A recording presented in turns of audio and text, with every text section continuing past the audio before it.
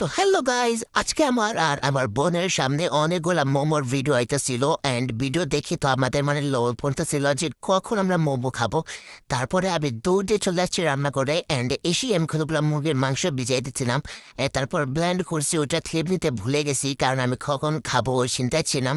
তো এখানে আমি এক পিস বুকের মাংস কিমা বানিয়ে নিয়েছি। তারপর এখানে দিয়ে দিয়েছি পেঁয়াজ কুচি অ্যান্ড তারপরে দিয়েছি ধনিয়া পাতা অ্যান্ড তারপরে দিয়েছি বোম্বাই মরিচ। গাইজ, আজকে আমরা বোম্বাই মরিচ দিয়ে মোমো খাবো।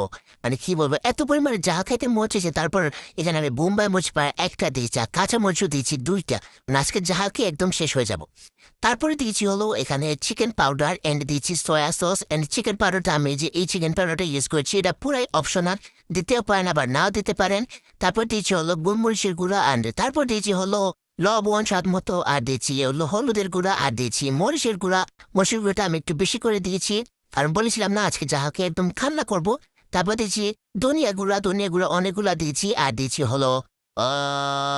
জিরা গুঁড়া আর দিয়েছি পাঁচফোড়ন। তারপর দিয়ে দিয়েছি ওইখানে হলো কতগুলা তেল গরম করে তারপর দিয়েছি। আপনারা আপনাদের স্বাদ অনুযায়ী দিয়ে দিবেন, আপনাদের তো আন্দাজ আছে তাই না, তো কতগুলা লাগবো ওইগুলা দিয়ে দিবেন।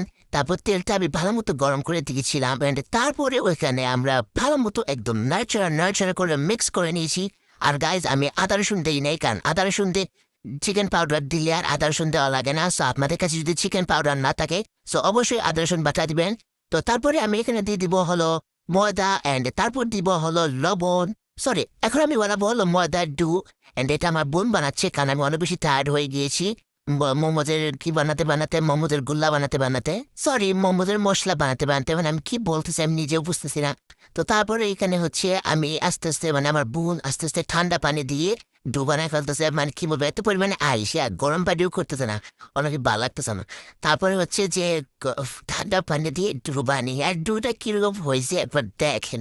আমার ভিডিও করতেই অনেক বেশি খারাপ লাগতেছিল আর কিরকম ভাবে এবড়ো করে রুটিটা বলতেছিল, কোনো খাইলেই হয়েছে, এত সুন্দর করে করা লাগে। তারপর দেখেন আমি কিভাবে শেপ দিতেছি আমি নিজেও যাই না, শেপটা কিরকম হয়েছে। আবার নিজের দেখে অনেক বেশি হাসি আসতেছিল। আপনাদের আমি জানি শেপ সুন্দর করে দিতে পারেন, সো আপনারা সুন্দর মতো শেপ দিবেন। আমাদের কোন মতে খাইলেই হয়েছে, এত সুন্দর করে লাগবে সেমই তো আমি ছিঁড়ে বেড়ে খাবো, তখন তাহলে এত সুন্দর করে শেপ দেওয়ার কি, হ্যাঁ। তারপরে ওইটা আমি আবারও দেখেন আরেকটা কি বলবো এবড়ো শেপ দিয়ে বানিয়ে নিয়েছি। তো এরকম করে আমি সবগুলো একদম এবড়ো শেপ দিয়ে বানিয়ে নিয়েছি। আমি যেরকম আমার মোমোজের শেপও এরকম হয়েছে। আমি নিজেও জানি না কিরকম শেপ দিয়েছি, তারপরে আমি এরকম কেন করতেছিলাম আমি নিজেও জানি না। তো তারপরে আমি এরকম একটা ফুটা ডেক নিয়ে নিচ্ছি, ফুটা না, এগুলো খিদে বলে আমি নিজেও জানি না। তো তারপরে ওইগুলোর মধ্যে আমি কতগুলা তেল ব্রাশ করে দিব। তেল কিন্তু অনেকগুলা ব্রাশ করে দিতে হবে ড্যাগের মধ্যে, না হলে ড্যাগের মধ্যে সবগুলা মোমো একদম লেগে যাবে। গরিব যেহেতু এই জন্য মোমো স্টেম করা আর পাতিল নাই আমাদের, এগুলা দিয়ে কাজ চালাতে হচ্ছে। একদিন বড়লোক হব তখন আর মোমো স্টিমের দোকান থাকবে, বুঝেছেন। তো তারপরে এটি দেখেন আস্তে আস্তে সবগুলা একদম মোমো আমি এটার ভিতরে ঢুকিয়ে দিয়েছি। তারপরে কি বলবো, গরিব যেরকম মোমো আর সিদ্ধ করে ওরকম ভাবে সিদ্ধ দিয়ে দিচ্ছি। প্রথমে একটা পাত্রের মধ্যে পানি দিয়ে তারপর মোমোর টেকটা উপরে দিয়ে তারপর ঢাকা দিয়ে তারপর কিছুক্ষণের মতো আমি রান্না করে কি বলবো চুলার মধ্যে দিয়ে তারপর ওইটা করতে কিছুক্ষণ স্টিম করে নিয়েছি। অ্যান্ড তারপরে দেখেন হয়ে গিয়েছে ফাইনালি আমাদের মোমো। আর শেপ দেখে আমি নিজেই ফার্মের ওখানটা চলে গেছিলাম যে এগুলো কি শেপ ভাই, এগুলা কি শেপ বলো। তো যাই হোক, আজকের রেসিপি তোমাদের কাছে কেমন লাগলো তাতে কমেন্ট করে ফেলো। Bye bye.